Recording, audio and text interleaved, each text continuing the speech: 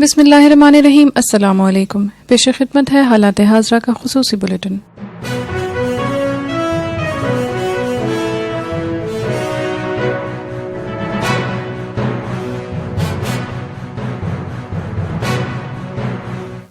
گزشتہ روز کے بلیٹن میں ہم نے فرانسیسی صدر ایمانوئل میکرون کے بیان کے حوالے سے بات کی تھی، جس کے بعد مسلمانوں نے فرانسیسی مصنوعات کا بائیکاٹ شروع کر دیا تھا۔ ہم جائزہ لیں گے کہ کیا مسلمانوں کا فرانسیسی مصنوعات کا بائیکاٹ کام کرے گا، یہ اور اس کے علاوہ اور بھی بہت کچھ آج کے بلیٹن میں۔ پشاور میں مسجد سے متصل مدرسے کے اندر دھماکہ، کم سے کم 7 افراد ہلاک، 70 سے زیادہ زخمی۔ پولیس حکام کے مطابق ابتدائی طور پر یہی معلوم ہوا ہے کہ دھماکہ خیز مواد کسی بیگ میں رکھا گیا تھا۔ 2+2 مذاکرات، خارجہ اور دفاع کے امریکی وزراء بھارت کے دورے پر۔ امریکہ کے وزیر خارجہ مائک پومپیو اور وزیر دفاع مارک ایسپر بھارت کے 2 روزہ دورے پر ہیں۔ وہ اپنے بھارتی ہم منصبوں سے ملاقات اور بات چیت کر رہے ہیں، جبکہ منگل کو وزارتی سطح کے 2+2 مذاکرات میں شرکت بھی کریں گے۔ امریکہ اور بھارت کے درمیان وزارتی سطح پر یہ تیسرے مذاکرات ہوں گے۔ توقع کی جا رہی ہے کہ اس موقع پر دونوں ملکوں کے درمیان متعدد معاہدوں پر دستخط ہوں گے۔ منگل کو ہونے والے بین الوزارتی اجلاس میں، جسے 2+2 بھی کہا جا رہا ہے، باہمی، علاقائی اور بین الاقوامی امور پر بات چیت ممکن ہے۔ یاد رہے کہ امریکی وزرائے خارجہ اور دفاع ایسے موقع پر بھارت کے دورے پر ہیں جب امریکہ میں صدارتی انتخابات کی گہما گہمی ہے اور دنیا کورونا کی عالمی وبا سے جنگ لڑ رہی ہے۔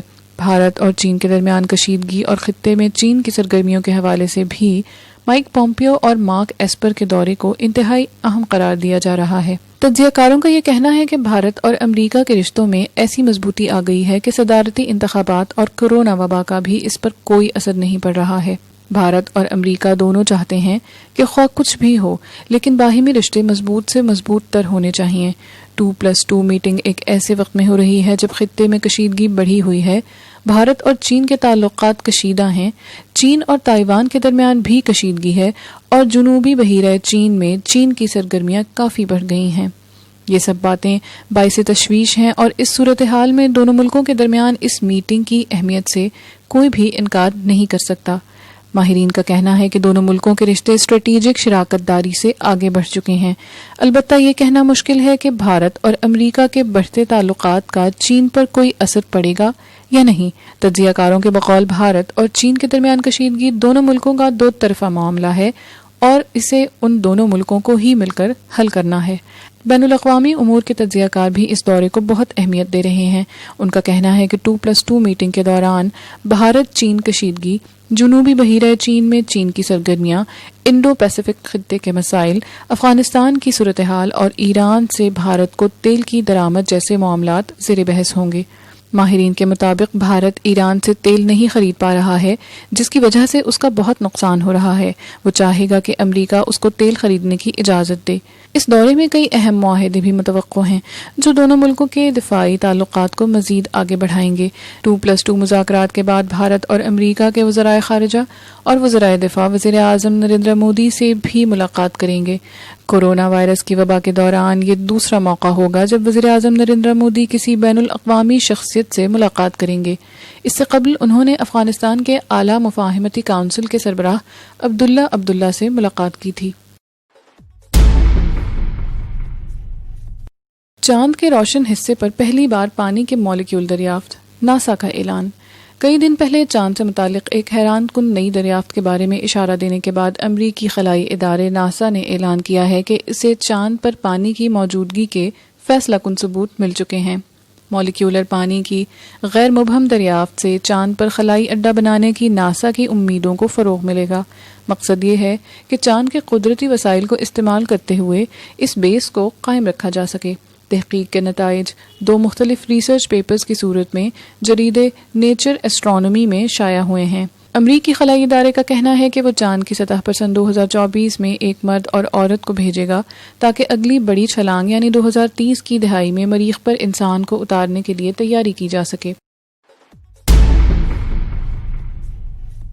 عبدالرؤف حسام، کیا القاعدہ کے مرکزی رہنما کی افغانستان میں ہلاکت امریکہ طالبان معاہدے کے لیے ایک ممکنہ ضرب ہے؟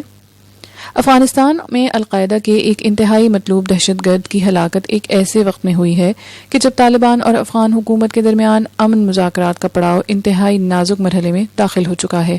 بعض لوگوں کا خیال ہے کہ اس حساس مرحلے میں طالبان کی میزبانی میں القاعدہ کے ایک صف اول کے رہنما کی ہلاکت شاید افغان طالبان اور امریکہ کے درمیان رواں سال فروری میں ہونے والے امن معاہدے کے لیے منفی مضمرات پیدا کر سکتا ہے۔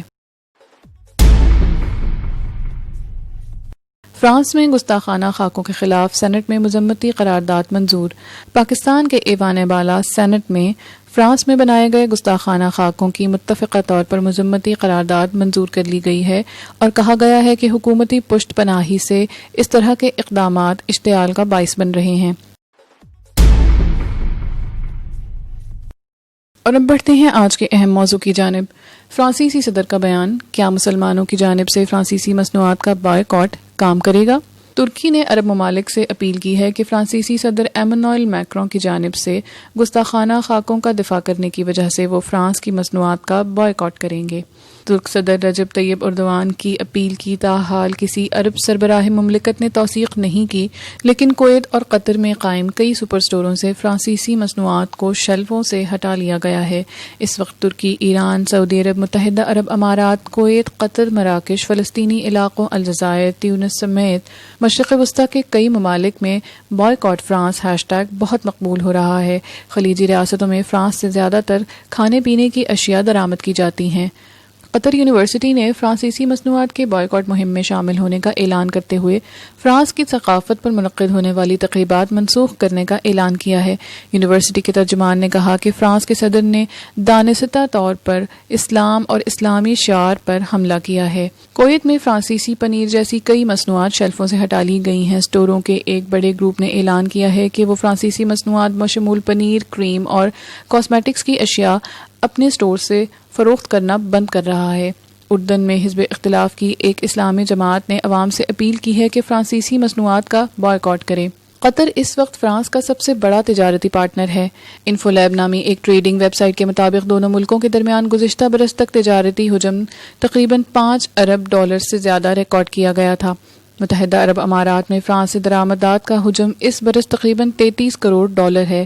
ترک صدر رجب طیب اردوان، جنہوں نے عرب ممالک کو فرانسیسی مصنوعات کا بائیکاٹ کرنے کی اپیل کی ہے، خود ان کا ملک فرانس سے $50 کروڑ کی مصنوعات کی درآمدات کرتا ہے اور خود فرانس کو 45 کروڑ کی ترک مصنوعات برآمد کرتا ہے۔ فرانس کے دیگر عرب ممالک میں تجارتی پارٹنرز میں مصر ہے۔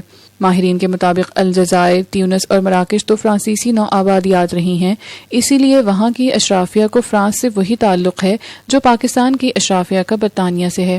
ان ممالک نے صدر میکرون کی مذمت کی ہے لیکن بائیکاٹ کرنے کا اعلان نہیں کیا۔ اقوام متحدہ کے ادارے کام ٹریڈ کے مطابق پاکستان نے گزشتہ برس فرانس سے $44 کروڑ کی مصنوعات درآمد کی تھیں، جبکہ فرانس نے پاکستان سے $44 کروڑ کی مصنوعات درآمد کی۔ بائیکاٹ کی اپیلیں ناکام کیوں ہوتی ہیں؟ عالم عرب اور دیگر مسلم ممالک نے اس سے قبل بھی یورپی ممالک کی مصنوعات کی بائیکاٹ کی اپیل کی ہے، تاہم یہ تمام اپیلیں غیر مؤثر ثابت ہوتی رہی ہیں۔ عرب ٹائمز کے مطابق بائیکاٹ کی اپیلیں کامیاب نہیں ہو سکتی ہیں کیونکہ ان سے مغربی ممالک کو کم نقصان ہوتا ہے اور درآمد کرنے والے ممالک کو زیادہ نقصان پہنچتا ہے، جہاں بائیکاٹ کی وجہ سے خوراک کی مصنوعات غائب ہو جاتی ہیں۔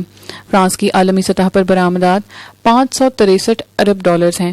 فرانس کی زیادہ تر مصنوعات جرمنی سمیت یورپی ممالک اور امریکہ برآمد کی جاتی ہیں، جن کے بعد اس کی مصنوعات کی بڑی منزل چین ہے۔ مسلم ممالک میں فرانس کی کل برآمدات کا 2% سے بھی کم حصہ بنتا ہے۔